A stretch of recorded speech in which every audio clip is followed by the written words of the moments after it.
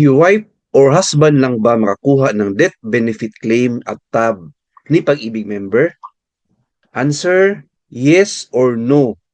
Depende po sa family status or family background ni wife or ni husband. Bakit?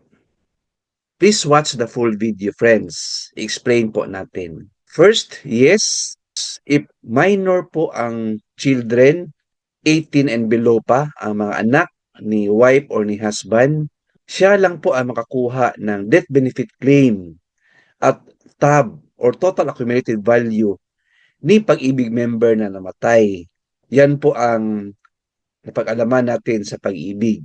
Ang sagot naman na no is if ang anak po ay lumampas na sa minor age or 19 and above na po yung edad ng mga anak niya, hindi lang po si wife or si husband na makakuha ng death benefit claim at tab ni Pag-ibig member na namatay. Kasali na din sila. For example, yung eldest anak po ninyo ay 19 or 20 years old na. Dalawa na po kayo ang makakuha ng death benefit claim at tab ni Pag-ibig member na namatay. Ayan po. Pero in case po na dalawa na po ang major age na mga anak ninyo, like 19, 20, or 21, dalawa na po, tatlo po kayo na may cheque sa Pag-ibig.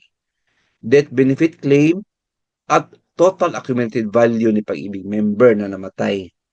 Concerning sa amount po, depende po yan kung magkano na po yung naiwan na pondo ni Pag-ibig member at death benefit claim. So ano ang competition? Sa next video na po natin ipalabas or i-explain. Alright? For now, ito lang muna yung topic natin. Thank you for watching. Please like, share this video, and subscribe my YouTube channel. Thank you, God bless, and 2 thumbs up.